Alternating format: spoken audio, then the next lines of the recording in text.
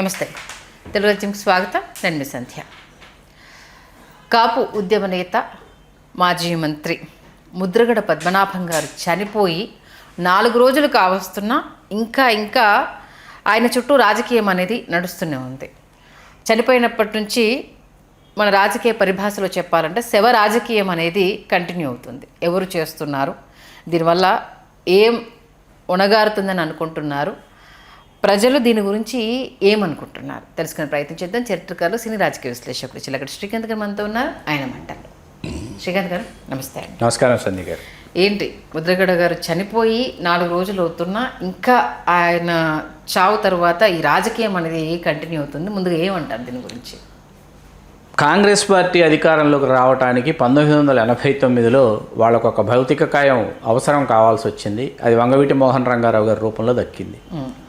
వంగవీటి మోహన్ రంగారావు గారు ఆ రోజు దీక్షా శిబిరంలో నిద్రిస్తున్న సమయంలో దుండగులు దాడి చేసి ఆయన అంతమొందించడం అనేది తెలుగుదేశం పార్టీ గద్దె దిగడానికి, కాంగ్రెస్ పార్టీ అధికారంలోకి రావడానికి కాంగ్రెస్ పార్టీకి ఒక ఆలంబనగా మారింది. తర్వాత మీకు 5 సంవత్సరాల పాటు కాంగ్రెస్ పార్టీ అధికారంలో ఉంది. తర్వాత 10 సంవత్సరాల పాటు తెలుగుదేశం అధికారంలో ఉంది.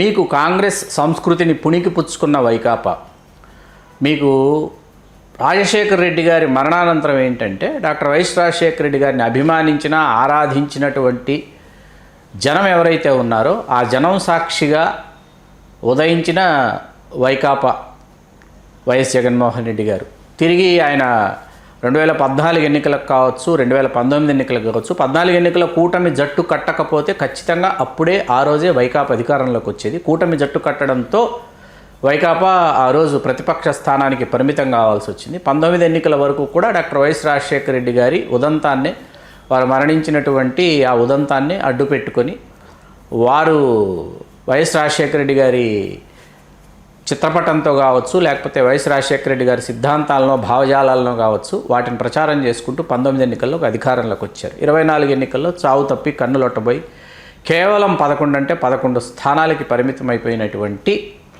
పరిస్థితుల్ని వైకాపా జీర్ణించుకోలేకపోతోంది. ఎందుకు జీర్ణించుకోలేకపోతోంది అని అంటే అసలు అధికారం యొక్క రంగు, రుచి, వాసన, చిక్కదనం చూసిన తర్వాత వైకాపా శ్రేణులు చాలామంది మొట్టమొదటిసారి శాసనసభలోకి 2019 ఎన్నికల్లో వైకాపా ద్వారాల గుండా అడుగుపెట్టినటువంటి వాళ్ళకి ఏంటంటే కనీసం ప్రతిపక్ష హోదా కూడా దక్కనటువంటి పరిస్థితి వాళ్ళని కదిపి కుదిపేస్తుంది. నేను ఈవేళ ఒకే ఒక స్పష్టమైనటువంటి ప్రశ్న ఈవేళ వైకాపాలో ఉన్నటువంటి ముద్రగడ పద్మనాభం గారి సామాజిక వర్గానికి చెందినటువంటి ప్రతి నాయకుడికి నేను ఒక ప్రశ్న వేస్తున్నా. ముద్రగడ పద్మనాభం గారు పవన్ కళ్యాణ్ గారితో విభేదించి, పవన్ కళ్యాణ్ గారు ముద్రగడ పద్మనాభం గారిని కలవలేదు, ముద్రగడ పద్మనాభం పవన్ కళ్యాణ్ గారిని కలవలేదు, ఇద్దరి భేటీ జరగలేదు. అహం దెబ్బతిన్న ముద్రగడ పద్మనాభం గారు వైకాపాలో వైఎస్ జగన్మోహన్ రెడ్డి గారు ముఖ్యమంత్రి వర్యులుగా వారు కండువా కప్పి వీరిని పార్టీలోకి సాధారణంగా స్వాగతించారు. ముద్రగడ పద్మనాభం గారు అసలు జనసేనలోకి వెళ్ళలేదు, వైకాపాలోకి రాలేదు. ఆయన తటస్థంగా ఉండిపోయి ఈరోజు నిష్క్రమించి ఉండుంటే వైకాపా వాళ్ళు ఈరోజు ఈ స్థాయిలో ఇంత పెద్ద ఎత్తున సోమవారం చాలా భారీ ఎత్తున ఒక సంతాప సభ, మరొక వారం 10 రోజుల తర్వాత 11వ రోజు దశదిన కర్మ అనేది కుటుంబ సభ్యులు నిర్వహించుకుంటున్నారు. కాసేపు దాన్ని పక్కన పెడితే రాష్ట్ర వ్యాప్తంగా ఈవేళ అన్ని జిల్లాల్లో, అన్ని ముఖ్య పట్టణాల్లో సామాజిక వర్గానికి చెందినటువంటి ముఖ్యులందరూ ముద్రగడ పద్మనాభం గారికి నివాళులు అర్పించాలి, శ్రద్ధాంజలులు ఘటించాలి, సంతాప సభలు నిర్వహించాలని వైకాపా నేతలు ఈవేళ వాళ్ళు ఏమంటారు పిలుపుని అందిస్తున్నారు, ఏమంటారు సందేశాలు పంపిస్తున్నారు. చెయ్యొచ్చు, తప్పు కాదు. అయితే ఇప్పుడు ఇక్కడ ఏంటంటే కాపునాడికి ముద్రగడ పద్మనాభం గారికి ఏ సంబంధం లేదన్న విషయం ఎవరికీ తెలియదు, ఇప్పటివరకు ఎవరికీ తెలియదు. చెప్పారు 1989లో కాంగ్రెస్ పార్టీ అధికారంలోకి వచ్చి అటు చేగుండి వెంకట హరరామ జోగయ్య గారు, ఇటు ముద్రగడ పద్మనాభం గారు ఇరువురు రాష్ట్ర మంత్రులుగా కొలువుదీరిన తర్వాత రాష్ట్ర మంత్రిగా ఉన్నటువంటి సమయంలో అప్పుడే అధికారంలోకి వచ్చారు. అప్పుడే రాష్ట్ర మంత్రి వర్గంలోకి వీరిని తీసుకున్నారు. దిల్కుషా అతిథి గృహంలో ముద్రగడ పద్మనాభం గారు ఆయన వేంచేసి ఉన్నారు. వేంచేసి ఉన్నటువంటి సందర్భంగా మిర్యాల వెంకట్రావు గారు, ఆకుల శివయ్యనాయుడు గారు, సంగీత వెంకటరెడ్డి గారు పాపం రాష్ట్ర మంత్రి కాలేదు. ఎందుకంటే ఉమ్మడి తూర్పుగోదావరి జిల్లా నుంచి పద్మనాభం గారికి అవకాశం కల్పించారు కాబట్టి సంగీత వెంకటరెడ్డి గారు. తర్వాత ఎంహెచ్ రావు గారు, Srikrishnadevaraya charitable trust chairman MH Rao గారు 90 సంవత్సరాలు ఇంకా జీవించే ఉన్నారు. అట్లాగే కేఎస్ఎన్ మూర్తి గారు, వారు వైస్ చైర్మన్, వారు జీవించి ఉన్నారు. మరణించినటువంటి కడపకు చెందిన Kapunadu convener doctor S Venkateswara Rao, వీళ్ళందరూ కూడా మరికొంతమంది ముద్రగడ పద్మనాభం గారిని వీరు అభినందించడానికి వెళ్ళిన తర్వాత కాపునాడు నాయకులు వచ్చారు. అంటే ముద్రగడ పద్మనాభం గారు వారిని సాదరంగా స్వాగతించారు. కూర్చున్న తర్వాత ముద్రగడ పద్మనాభం గారు, అధికారంలోకి వచ్చేసాం కదా, తెలుగుదేశం పార్టీని గద్దె దింపేశాము, కాంగ్రెస్ పార్టీ అధికారంలోకి వచ్చేసాం కదా, ఇంకా కాపునాడు నాయకులు, కాపునాడు అనేటటువంటి ఆ వేదికని ఎందుకు వినియోగించుకుంటున్నారు? దయచేసి దీన్ని రద్దు చేయండి, కాపునాడును రద్దు చేయండి. ఎంహెచ్ రావు గారు జీవించే ఉన్నారు, కేఎస్ఎన్ మూర్తి గారు జీవించి ఉన్నారు. చాలామందికి ఎంహెచ్ రావు గారు, కేఎస్ఎన్ మూర్తి గారుల సెల్ ఫోన్ నంబర్స్ తెలుసు, కావాలంటే వాళ్ళు ఫోన్ చేసి వాళ్ళని అడిగి తెలుసుకోవచ్చు. కాపునాడును రద్దు చేయమని చెప్పారు ముద్రగడ పద్మనాభం గారు. మీకు ఆ తర్వాత ఏంటంటే, కొంతకాలం ప్రయాణించిన తర్వాత కాంగ్రెస్ పార్టీలో అయితే ఒకటో రెడ్డో, రెండో రెడ్డో, మూడో రెడ్డో, నాలుగో రెడ్డో ముఖ్యమంత్రి అవుతాడు తప్ప మనకు అటువంటి అవకాశం రాదు. ఎందుకంటే నిన్నగాక మొన్నే వచ్చారు ఆయన కాంగ్రెస్ పార్టీలోకి, 89 ఎన్నికలకి ఆయనకు వచ్చారు కాంగ్రెస్ పార్టీలోకి. ఎవరో మొన్న ఏదో చెప్పారు, రాజీవ్ గాంధీ గారు ఆహ్వానిస్తే కాంగ్రెస్ పార్టీలోకి వచ్చారు. రాజీవ్ గాంధీ గారు ఏమి ఎక్కడ ముద్రగడ పద్మనాభం గారిని ఏం ఆహ్వానించలేదండి. రాజీవ్ గాంధీ గారు ఆ సమయంలో ఉన్నటువంటి ఆంధ్రప్రదేశ్లో వంగవీటి మోహన్ రంగారావు గారు ఉదంతం ఏదైతే ఉందో, ఉదంతాన్ని, ఆ హత్యోదంతం తర్వాత జరిగినటువంటి ఏవైతే ఉన్నాయో అల్లర్లు కావచ్చు, విధ్వంసకాండ కావచ్చు, వాటిని అన్నింటినీ దృష్టిలో పెట్టుకొని ఈ సామాజిక వర్గానికి చెప్పుకోదగ్గ స్థాయిలో మనం అవకాశం ఇవ్వాలి, ముఖ్యమంత్రిని కూడా చేయాలనేటటువంటి ఆలోచన రాజీవ్ గాంధీ గారు చేశారు. మరి ఆ రోజు పిసిసి అధ్యక్ష స్థానంలో ఎవరున్నారు? డాక్టర్ మర్రి చెన్నారెడ్డి గారు ఉన్నారు.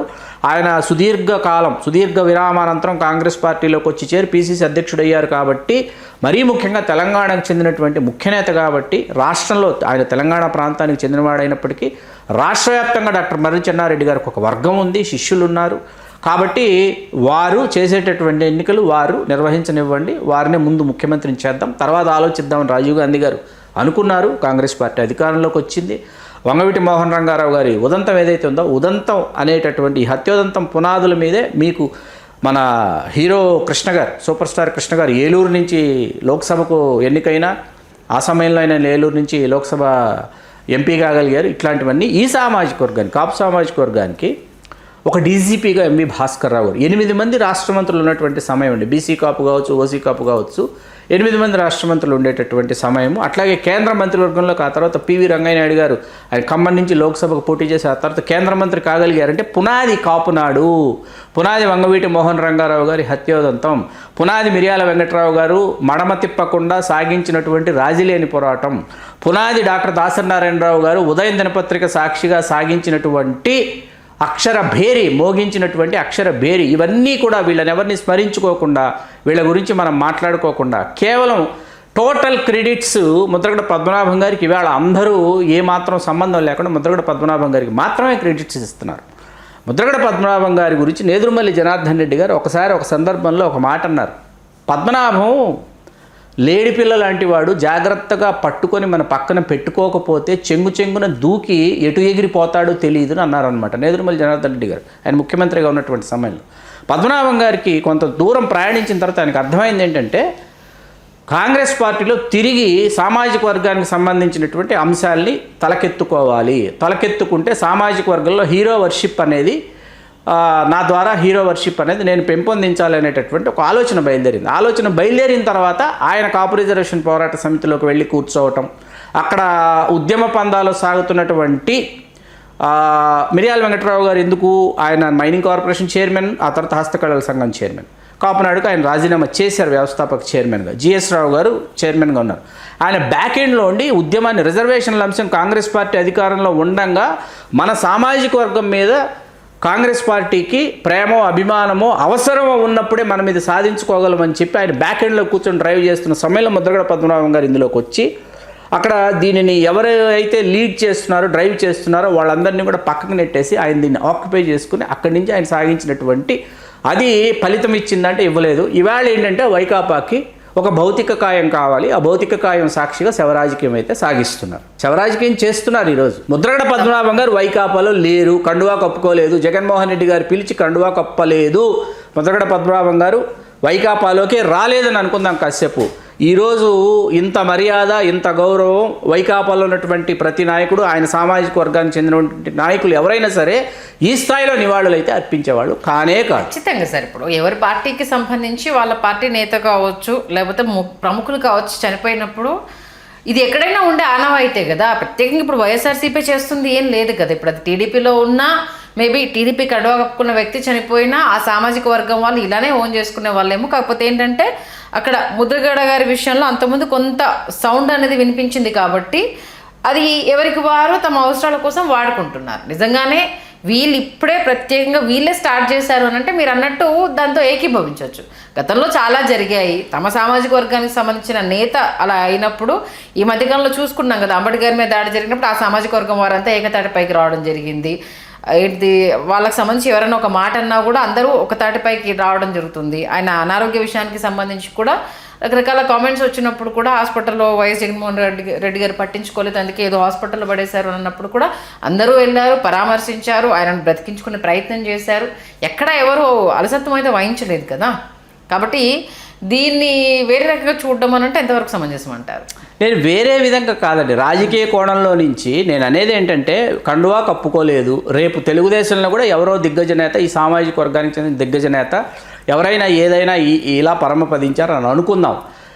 ఇప్పుడు పార్టీలకు అతీతంగా వీళ్ళు సొంతం చేసుకుంటారా, నివాళులు అర్పిస్తారా అనేది కూడా చూడాలి రేపు. దీనిని కేవలం రాజకీయ కోణంలో శవరాజకీయమే చేస్తున్నారు. శవరాజకీయం చేయకుండా ఉన్నట్లయితే చాలా బాగుండేది. వైకాపాకు ఒక భౌతిక కాయం కావాలి, భౌతిక కాయం ముద్రగడ పద్మనాభం గారి రూపంలో అందింది కాబట్టి శవరాజకీయం చేస్తున్నారు. రేపు సానుభూతి పవనాలు వెల్లువెత్తుతాయి. ఖచ్చితంగా వారి కుమారులు ముద్రగడ గిరిబాబు గారు శాసనసభ్యులు అవుతారు పత్తిపాటి నియోజకవర్గం నుంచి. దాని గురించి ఎవరికి ఏ విధమైనటువంటి ఇది లేదు, అనుమానం లేదు. కాకపోతే ఇక్కడ ఏంటంటే కండువా కప్పుకోలేదు ముద్రగడ పద్మనాభం గారు, వైకాపా కండువా. జగన్మోహన్ రెడ్డి గారు ఆయనకి కండువా కప్పి పార్టీలకు ఆహ్వానించకపోతే ఈ స్థాయిలో మీరు నివాళులు అర్పించేవారా? ఎట్టి పరిస్థితుల్లో నివాళులు అర్పించి ఉండేవారు కాదు. ఇది వాస్తవం, కఠినమైనటువంటి వాస్తవం, కఠోర వాస్తవం ఇది. సార్, దీనితో ఎంతమంది ఏకీభవిస్తారు ఏంటి అనేది రాబోయే రోజులు తెలుస్తుంది. మంచి విశ్లేషణ అందించారు. Thank you Srikanth. ధన్యవాదాలు సంధ్య గారు. హలో, తెలుగు రాజ్యం ఛానల్ చూస్తున్నారా? సామాజిక, రాజకీయ, జీవన చిత్రణే తెలుగు రాజ్యం. అతిశయోక్తులు, అసత్యాలు ఉండవు. రాజకీయ కోణం కాదు, ప్రజా కోణమే కొలబద్ద. తెలుగు రాజ్యం వీక్షణ మీ ఉత్తమ అభిరుచికి నిదర్శనం.